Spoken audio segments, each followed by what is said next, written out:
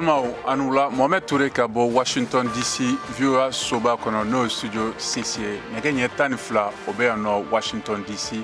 anga bi tarata don o kunafuni kumaba obina talike nuneka ambeta Bamako ni sigida deun bu hakilnaw di karamogo no professeur Clément Dambélé o ka nominani kan amina kuma fana Mali critique soba no Cour suprême o ka bolo fara krimisi critique so o ka bani Issouf Bathily ana jalaki ɲɔgɔn olu ka bɔli laɲini kama an bɛ kuma fana duniya denmisɛnninw ka jɔsɔriya donsili kan n'o tun ye kunu ye Sénégal fana an bɛna kuma fanga sinamatɔn ɲɛmɔgɔ Ousmane Sonko critique ka jaabi ko la ani BRICS sɔrɔko jɛkulu olu ka laseli ka ɲɛsin Israël Hamas kɛlɛw ma ka fara Cherif Madani Ousmane Haidara ale ka laseli ka ɲɛsi banisarala fitinɛ ma o ni Amérique muso kɔrɔ fɔlɔ kɔrɔ n'o ye Madame Carter o ka taayɛli kan ka fara an ka bi farikolo ɲɛnajɛ kunnafoni o dina bɛ kɛ an ka bi kunnafoni kumabaw ye k'a lasa u ma.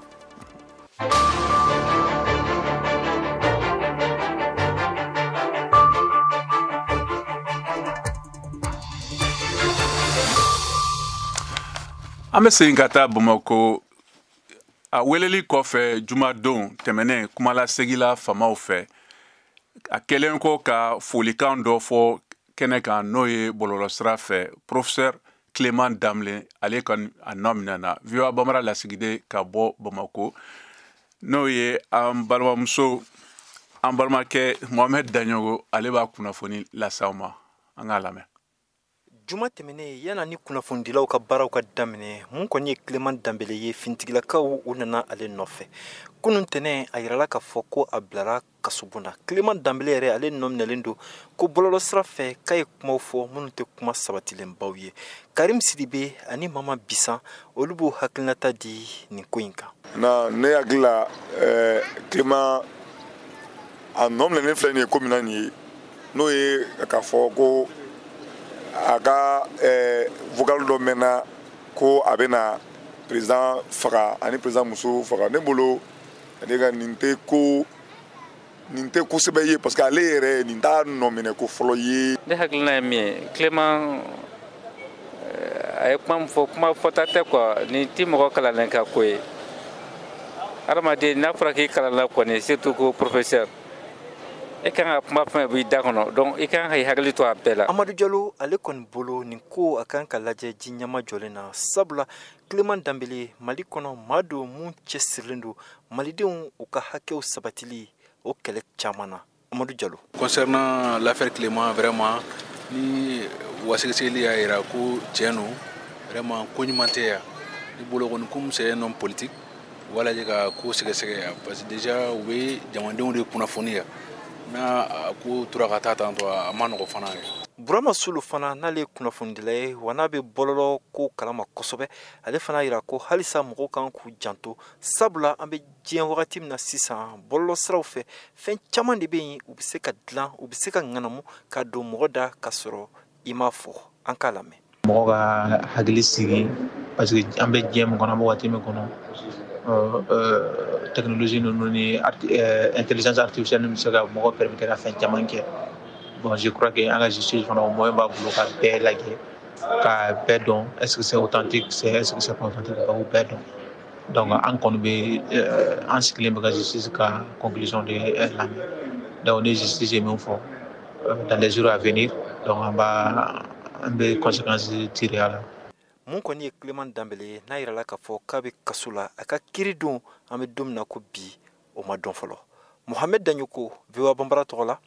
ka bɔ Bamako. Halisa Bamako Mali critique soba n'o ye Cour suprême o ka kiiriso n'o ye chambre criminelle dantigila kunu Issouf Bathily ni a jalaki ɲɔgɔn olu ka bilali ɲininkali kan waati dɔ kɔnɔ olu bɛɛ jalakilen don Covid-19 o nafolo ko ɲagamin na Mali jagokɛlaw ka baarada la n'o ye chambre de commerce VOA Bambara kunnafoni lasigiden ka bɔ Bamako Mariam Kuyate ale b'a lakala an k'a lamɛn.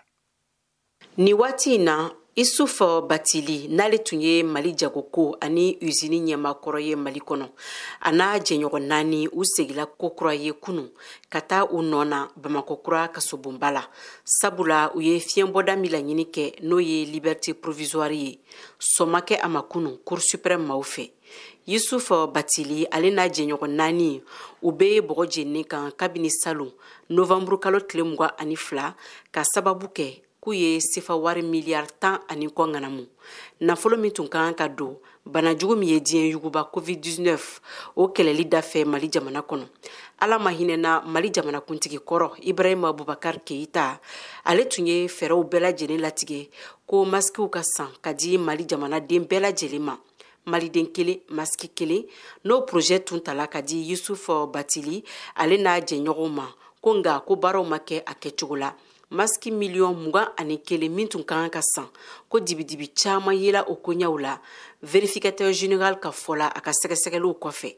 min ye Isufu Batili n'a jɛɲɔgɔn ye nin kɔni ye u san 1 ye bi kaso la fiɲɛbɔda min laɲini kɛla u fɛ cour d'appel procureur olu kɔni ma sɔn a ma a k'o bɛɛ lajɛlen tala ka taa cour suprême ma falenw ɲɛkɔrɔ minnu y'a jalatigɛ kunu nin ka fɔ ko Isufu Batili n'a jɛɲɔgɔnw ye liberté provisoire min laɲini kɛ ko sɔma kɛ a ma ni waati in kɔni na u dalen do fɔlɔ Bamako kasobonba la. Mariam Kuyati ka laseli do ka bɔ Bamako VOA Bambara tɔgɔ la.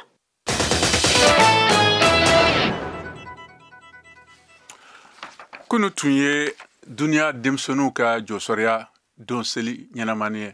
An bɛ taa Burkina Faso Bobo Jolaso kɛrɛnkɛrɛnna ni VOA Bambara lasigiden Alidu Wedrago ale b'a fɔ an ɲɛna o selila cogoya min na o sigida nin kɔnɔna na. An ka jɛ k'a lamɛn.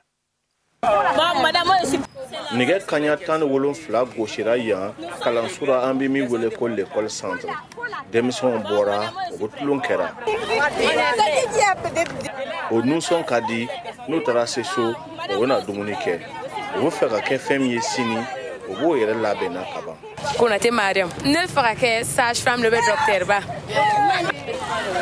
Sanu Saïd Faten. Bon, ne fɛ ka kɛ docteur le parce que depuis n ka dɔgɔ a ka di n ye quoi et puis ka so ka mɔgɔw ka vie sauver a ka di n ye. Olu kɔrɔ denmisɛn wɛrɛw bɛ yen u ka siniɲɛsigi bɛ kɛ cogo min u t'a kalama. Abdul ne bɛ mécanicien kɛ. An bɛ bɛn ko sinima ka moto kɔyɔrɔ la Saint-Etienne. Dɔw de. Sibalo Ibrahim. E bɔra dugu jumɛn la? Kun. A tun bɛ mun kɔyɔrɔ la? An kun bɛ misiw dantɛn na. E tun bɛ ekɔli la? An kun bɛ lakɔli la o yɔrɔ la o. Ni lakɔli ta an bɛ taa misiw dantɛn. Maintenant i nana sa e mun kɛ? An bɛ moto kora sisan. An bɛ moto kora sisan. Ayi Ibrahim Sibalo kumakan min mɛn a si bɛ san 13 a tun bɛ kilasi 5nan la a ka dugu la nka banbaati tɔn sababu la bangebagaw bolila ka na n'a ye Bobo Julaso. A farila filen don kurusi min b'a cɛra o bɛɛ faran-farannen lo. Bɛɛ ko Sirima sɔnna k'a ta a b'a dɛmɛ ka to ka moto ko wula fɛ 40 walima 60 ale b'o d'a ma. O nana ka na se an fɛ o fakɛ ninnu ni baso no bɛɛ bɔra ka na bɔ o bɔra Kuin Samɔgɔdugu na ko kɛlɛ in sababu nana n'o ye. Dɔw bɛ yan u ti mɔgɔ foyi la. A facɛ ko ma ko n'u y'o to u yaalala dugu kɔnɔ ten nin o bɛna se ka taa don yɔrɔ dɔ la tu yɔrɔ min na. Sɔn n'i y'o to yen nin maja u yaala k'o yɛrɛ kɛ taarakɛlaw ye alors k'ale man kan. Bobo Julaso denmisɛnya gwɛlɛyalen lo denmisɛn caman ma k'a ta san 2 fo ka taa bila san 10 ni kɔ a caman bɛ la sirabadaw ra dɔw bangebagaw bɛ yen dɔw yɛrɛ t'a tɛ yen u bɛ daarini n'o kɛ Fatuma Sanogo bɛ weyi ka ni ninnu denmisɛn ninnu ye. An b'o filɛ ten na a kasara yɛrɛ ka bon parce que dɔ bɛ se ka to fɛn dani na o yɛrɛ tɛ bolifɛn ninnu yɛrɛ jate o bɛ se ka to bolifɛn bɛ se ka dɔ sɔrɔ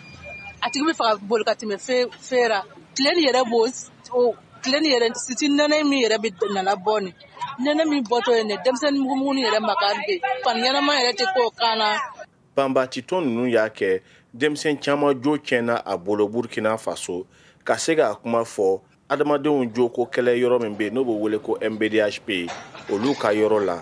ne tun Alidu Wedrago kumakan ye VOA Bambara tɔgɔra Bobo Julaso. Sisan an bɛ taa Senegal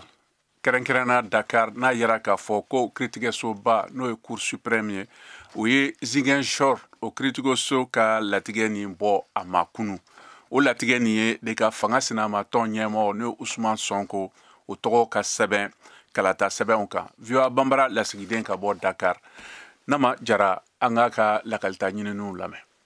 Senegali fanga sina Usman Sonko kelen ka dɔn k'a sen tɛna ye san 2024 jamana kuntigi kalata la a n'a jɛɲɔgɔnw jɛra ka Basiru Jɔmayi Fayi sugandi ka kɛ cɛbo ye u ka politiki tɔn min cira Pastef tɔgɔ la jamana kuntigi kalata la. Nga a fana bɛ kaso la kabini avril kalo tile 18 tɛmɛnɛ. Basiru Jɔmayi Fayi minɛna kaso la k'a ye kɛwale juguw ta ka ɲasi Senegali jamana ma min bɛ se ka na ni basigibaliya ye ani k'a ye dantɛmɛwalew ta ka ɲasi kiiritigɛlaw fana ma ni sariya ma min yamariya. Kabini a minɛna a ma kiiri fɔlɔ o kama a tɔgɔ ma dosi ka bɔ kalata sɛbɛnw kan i n'a fɔ min kɛra Usman Sonko la. Wa ale bɛ se ka kɛ cɛbo ye février kalo tile 25 san 2024 jamana kuntigi kalata la Senegali i n'a fɔ sariya y'a fɔ cogo min na. O la Usman Sonko politiki tɔn ɲɛmaw do i n'a fɔ Abbas Fall, Guy Marius Sagna ani El Malik Ndiaye u y'a ɲini u ka politiki tɔn Pastef mɔgɔw n'u kanubagaw bɛɛ fɛ u k'u kanw di Basiru Jɔmayi Fayi ma min bɛ wele parrainage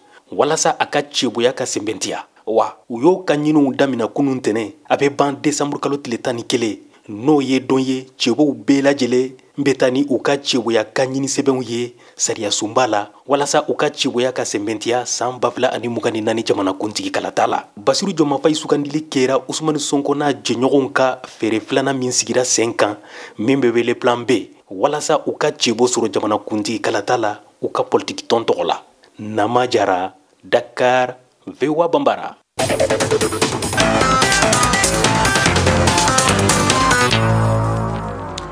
Halisa an ka kunnafoni farafina gun kan an bɛ taa Togo jamana na n'a yirala k'a fɔ ko fanga sinamatɔn ye kalata sɛbɛn min sɛgɛsɛgɛ tarata don n'o ye OIF ye Organisation Internationale de la Francophonie faransikan fɔlɔw ka jɛkulu kɔnɔ dɔgɔkun tɛmɛnen k'a jira k'u bɛ siran kalata namarakaw ɲɛ sariya sunba kalata nataw senfɛ n'o don ma latigɛ fo ka se bi ma. Nin ye bolola baara wɛrɛw ye walasa ka kalata namara barika bonya ni OIF n'o y'a jɛkulu ka sɛbɛn ni sereyali kɛ. Eric Dupé n'o ye Changement National Alliance for Change o kumalasela don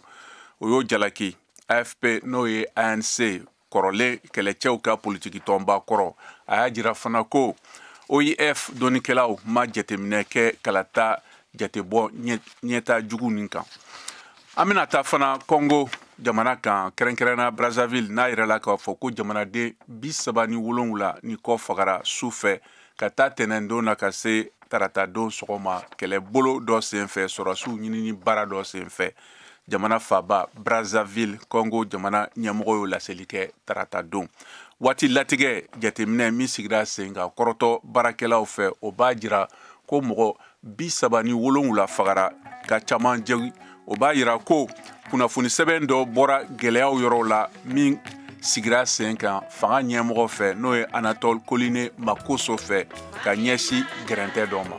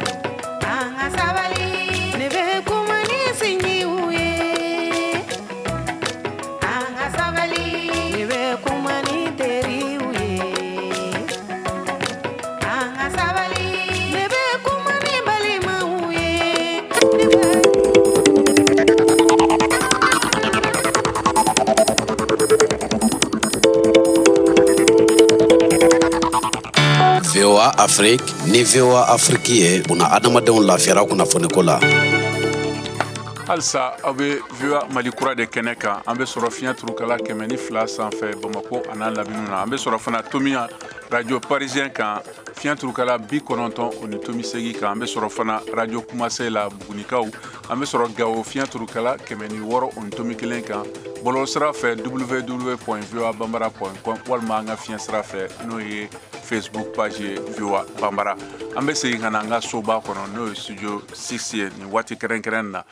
an bɛ taa farafina woroduguyanfan jamana na n'o ye Afrique du Sud o jamanatigi Cyril Ramaphosa ye a fɔ tarata don Israel jalaki ni kɛlɛjugubaw o ni jama fagala Gaza ka wele bila ko kɛlɛw ka dabila teliyala ani pew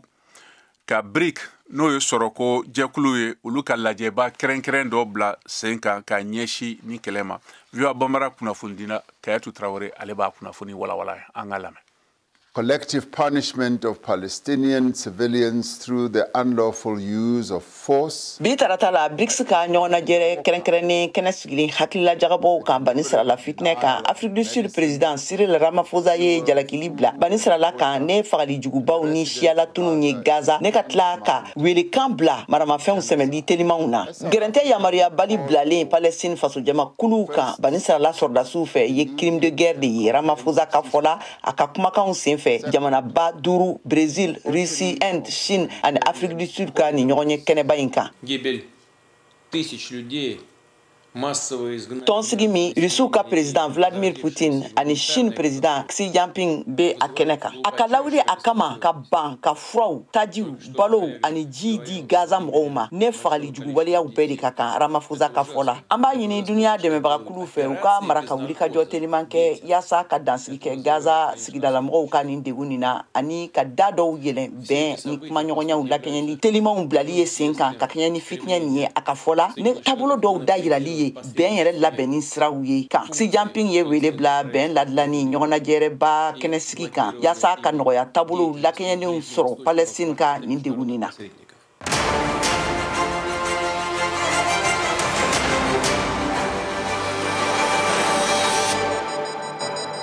A y'aw ka kunnafoniyaw sɔrɔ don o don sɔgɔma VOA tabalen kan VOA Bambara ka tile kunnafoniya kun fɔlɔw sanga 30 kɔnɔna na o bɛ kɛ don o don tɛnɛn ka taa bila juma la sɔgɔmada nɛgɛ kaɲɛ 7 mana tɛmɛ ni sanga 30 ye wa segin bi k'a kan tuguni nɛgɛ kaɲɛ 9 waati ni VOA tabalen ye a y'aw ka tile kunnafoniya kun fɔlɔw sɔrɔ Mali ale ni diɲɛ bina kun kan VOA tabalen ka kunnafoniya kunkun n'a ɲɛɲɛ di aw ma n'an baaraɲɔgɔnw ka wulikajɔ ye Mali kɔnɔna na farafina ale ni diɲɛ fantan naani bɛɛ lajɛlen. Mali silamɛ jɛkuluba n'o ye ko Conseil islamique du Mali o ɲɛmɔgɔba Cherif Madani Ousmane Haidara a tun bɛ dɔgɔkun kelen taama la Amérique jamana kan. Dɔgɔkun taama min kuncɛra nin dɔgɔkun laban na o hukumu kɔnɔna na a ka senni nɔfɛ VOA Bambara la yano Amérique ani an ka kunnafonidila Kayatu Traore olu baro la ka ɲɛsi Israel ni Hamas ka fitinɛ ma an ka laseli lamɛn o la. N bɛ fɛ ka min f'i ye Palestine ni Yahudiyaw ta la diinɛ ko kɛlɛ tɛ u ti diinɛ ko kɛlɛ la u bi dugukolo ko kɛlɛ de la ani diinɛ ti kelen ye parce que u bɛɛ ka alabato yɔrɔ bi kelen silamɛw ka misiri bi yɔrɔ min na Yahudiyaw ka alabato yɔrɔ bi a bɛɛ nɔrɔlen bɛ ɲɔgɔn na bɛɛ b'i ta kɛ si tɛ se si ma mais kɛlɛ bi yɔrɔ min na o ye dugukolo ko de ye nin y'anw ta ye nin tɛ aw ta ye nin y'anw ta ye nin tɛ aw ta ye mais an kɔni bi diɲɛ setigiw de jalaki parce que ni diɲɛ farala ɲɔgɔn kan nin kiiri bɛ se ka tigɛ ka Yahudiyaw dan yir'u la ka Palestiniyaw dan yir'u la kɛlɛ ti kɛ bilen mais nin bɛ yen kabini san 100 joli depuis san 800 kɔ nin kɛlɛ in bɛ sen na kabini Salawudina Ayibu tile la olu nana Kudusu minɛ ka Misiri jɔ a kɔnɔ bon ni y'o waatiw ni san lajɛ san 800 jatew de don bon dongo don ni ninnu ye fanga sɔrɔ u bɛ ninnu kɛlɛ dongo don ni ninnu fana ye fanga sɔrɔ u bɛ ninnu kɛlɛ mais ni diɲɛ sera ka fara ɲɔgɔn kan ka sigi ka se ka dan dɔ yira bɛɛ la ni mankan in bɛ ban pewu mais tant que diɲɛ setigiw ma se ka fara ɲɔgɔn kan u ni surakaw ka dan yira bɛɛ la ka bɛnkan kɛ o kan diɲɛ bɛ wuli k'a to ta a ti yɛlɛ mais diinɛ kɛlɛ tɛ dɛ dugukolo ko kɛlɛ de don ala sago i sago. Ayiwa sisan san'an ka wuli kumakan laban jumɛn de b'i bolo sisan k'a lase misali la ani folikanw na. Bon aja n b'i yɛrɛ fo fɔlɔ magalaba min bolo o de ye ka Amérique diinɛ mɔgɔw fo et puis ka a faama minnu nga sira ye diinɛ ko ye k'olu fana fo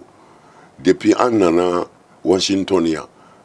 ni ye ka cɛsiri ye diinɛ mɔgɔ fɛn o fɛn bi yan faamaw ka sira kan minnu bilalen bɛ ka diinɛw fara ɲɔgɔn kan a bɛɛ y'an reçoit ni bonya ye u bɛɛ y'an reçoit ni karama ye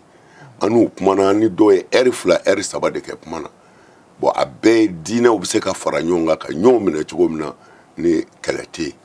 bon caman a kuma caman bolila o de kan o la n bɛ Amérique fo k'a ɲɛmɔgɔw fo vraiment u ye sira bɛɛ nɔgɔya an ye pour que ani diinɛ ɲɛmɔgɔ bɛɛ ka se ka sigi diinɛ ko kalifalen bɛ bolo o bolo ma an n'a bɛɛ sigira Amérique yan n'o ye Washington ye yan alors ka hakiliw di ɲɔgɔn ma ayiwa a labanna bonya ni karama na bɛɛ nisɔndiyara kumana n b'aw fo ka dugawu kɛ Mali ye hali bi n'o ye an faso ye dɔwɛrɛ t'an bolo ale ko Ala k'a kɔlɔsi Ala ka jamana in kisi Ala ka hɛrɛ ka a yɛrɛw ye sɔli ala rasul o diyara n ye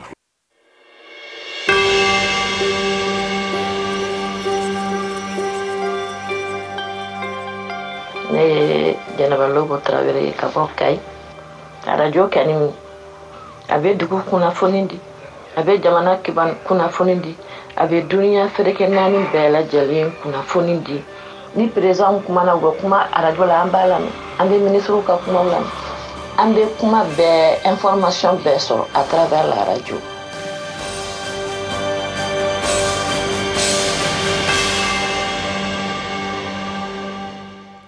Sisan an bɛ segin ka na Amérique jamana na kɛrɛnkɛrɛnna k'a jira k'a fɔ ko jamana muso fɔlɔ kɔrɔ n'o ye First Lady Rosalind Carter ale tanyana k'a to san 96 la karidenw a ka so a cɛ kɛrɛfɛ min fana bɛ a ka ɲɛnamaya dɔ laban waati kɔnɔna na Carter Centre y'o kunnafoni lase bi. VOA Bambara kunnafondila Mariam Traoré ale b'a kunnafoni walawala an ka lamɛn. A tun bilalen don furakɛli kɛrɛnkɛrɛnnen dɔ bolo kan kabiri jumadon. A ntanyana hakilisigi kɔnɔna la k'a ka denbaya to a kɛrɛfɛ. A n'a furukɛ ka so dɔ kɔnɔ Plaine George mara la. Ni kunnafoni ninnu bɛɛ lajɛlen dira baɲumankɛtɔn min sigilen don Jimmy Carter tɔgɔ la walasa ka se ka a tɔgɔ a n'a ka politiki koɲɛw lakɔlɔsi n'a bɛ wele nanzarakan na ko Fondation gérant l'image et l'héritage politique de Jimmy Carter fɛ min kɛra bataki dɔ kɔnɔ. Rosalind kɛra ne kɛrɛfɛmɔgɔ ye min tun bɛ n senkɔrɔ sira bɛɛ lajɛlen kan min ka baaraw tun sen la kɛɲɛlen don ne kɛrɛfɛla la ka se ka n ka baaraw lata ɲɛ. Nin kɛra Amérique démocratique ka jamanatigi kɔrɔ min ye duniya jɔnjɔnba ta bɛn hukumu kɔnɔ n'a bɛ wele ko Prix Nobel de la Paix. Ale ka laseliw ye ka taa furumuso ma. A ye bilasiralikanw camanba de di yan wa a tun bɛ n dusukun na min n ka baaraw kɔnɔ. Rosalind tun bɛ ne kɛrɛfɛ n tun dalen don a la k'a fɔ ko mɔgɔ dɔ bɛna sɔrɔ min bɛna kɛ n fɛ ni ka kɔkɔrɔma don. A furukɛ n'o ye Amérique jamanatigi kɔrɔ ye démocratique tɔgɔ la n'a si ye san 99 ye Jimmy Carter ye nin fɔ. A y'a da kan o sen fɛ k'a fɔ k'a tun bɛ furakɛli la kabiri février kalo waati ka don Amérique masayaso Maison Blanche kɔnɔ san 1977 ka kuncɛ san 1981 na. Manda kelen Jimmy Carter ye o de kɛ. Jamanatigi kɔrɔ don min tɔgɔ fɔra Amérique tarikuw kɔnɔ k'a fɔ k'a tun ka kɔrɔ ni Amérique jamanatigi bɛɛ ye. Hakililajigila Amérique jamanatigi kɔrɔ Jimmy Carter a n'a furumuso Rosalind Carter furula ɲɔgɔn ma san 1946. A ka ɲɛnamaya kuru kara kɔnɔ politiki nasira fɛ. A furumuso yera a kɛrɛfɛ k'a kɔkɔrɔma don kosɛbɛ a ka politiki yɛrɛ kofɔ baaraw la. Kuma min na a sera Amérique masayaso kɔnɔ san 1977 ni ka fanga sɛmɛ san 1981 waati. Jamanatigi kɔrɔ a furumuso Rosalind Carter y'a yɛrɛbakun sugandi k'i sen don politiki la Amérique jamana kɔnɔ.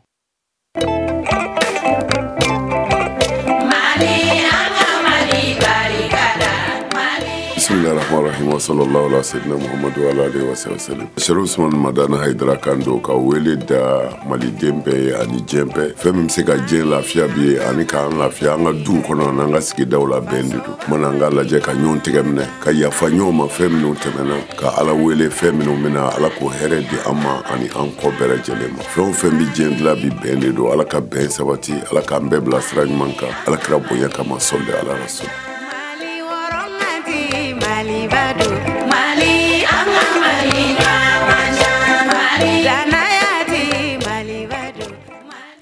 sisan an ka bi don o farikolo ɲɛnajɛ kunnafoni ka bɔ Bamako Chaka Traoré bolo.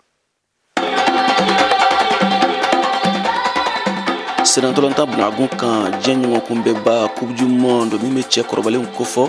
san 2026 ta éliminatoire ɲɛbila ɲɔgɔn danw tile filanan hukumu kɔnɔ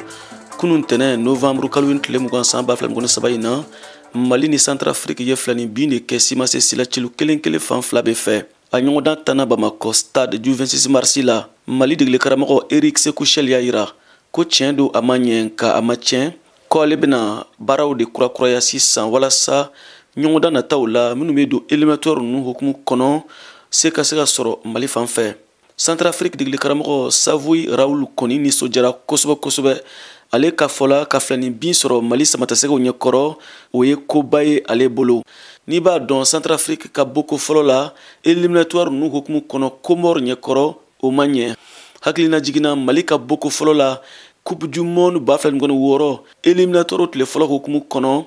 Mali ye se sɔrɔ Tchad ɲɛkɔrɔ celu 3-1 Mali kanu na. O ɲɔgɔndan tana juma tɛmɛnen novembre kalo tile 17 san 2023 in na ni waati bɛna bila sɛnɛntolantanaw bɛna taa u ka clubw la yanni waati wɛrɛ cɛ. VOA Bambara tɔgɔ la Bamako Chaka Traoré kala seli don.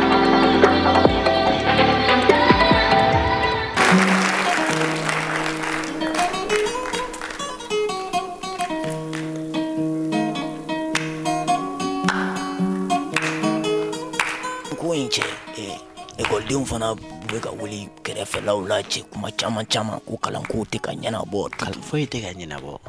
A bɛ ne kɔnɔ k'olu ka gɛrɛw fana banna. O tɛ ban fo ka taa diɲɛ ban. Cɛ Mali kan o tuma Mali kalanko bɛ ne ye jamana o jamana ye télé la ne ye Guinéens ye olu ka tenini walahi dulɔkini ye jɛmani ye tafini ye bulalamani ye walima jepuni ye bulalama ye kulusini ye bulalama ye cɛmaninw bɛɛ la diɲɛnatigɛ maa bɛɛ ka écoliden ye ko kɛ ni maliyɛn ta ye. Organisé hali Abidjan. Wa kalabilatini de b'u bɛɛ kan k'a sɔrɔ a compléni yɛrɛ tɛ tɛmɛ 1500 kan san kɔnɔ i b'o den fila tigɛ wuladanin fɛ n'i ye min ko n'o jara i b'o dɔn i bɛ dɔ wɛrɛ dɔn nka anw da kɔmatagisi bɛ taa donso fini ɲɛ koyokoyolen dɔ dilan ka t'o di denmuso ma i bɛ jateminɛ kɛ koyi u bɛ to ka taa ka zone na yan u bɛ to ka taa kɛ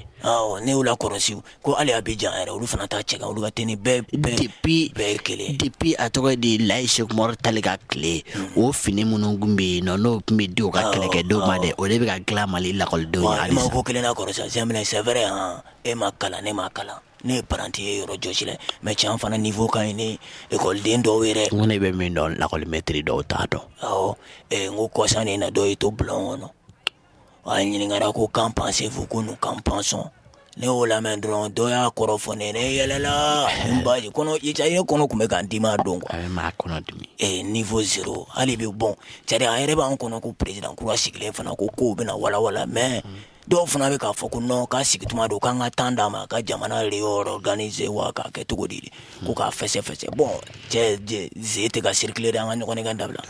wari tunna mɔgɔw la yɛrɛ de ze misɛnnin yɛrɛ de tunna maliyɛnw na.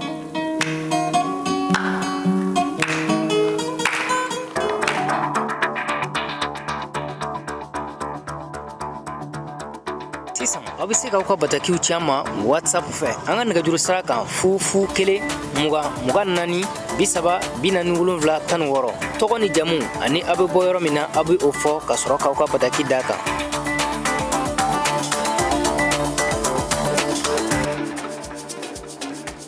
Zemblen Sorobalen an ka foli b'u ye. N'i bɛna dan sigi an ka bi jɛmukan na an ka foli bɛ an lamɛnbagaw bɛɛ ma Mali kɔnɔ ani Mali kɔ kan ani minnu fana tun bɛ k'an mafilɛ kɛrɛnkɛrɛnna fiɲɛ sira fɛ n'o ye Facebook page ye. Ni jɛmukan labɛnna balimakɛ Sɛk Toro fɛ nɛgɛ kɛrɛfɛ juru tun b'an balimakɛ Cornelius Tourné bolo ni jɛmukan lasaraw ma ne yɛrɛ Mohamed Touré fɛ aw ni ce aw ka tulomajɔ la aw k'an bɛn waati wɛrɛ la.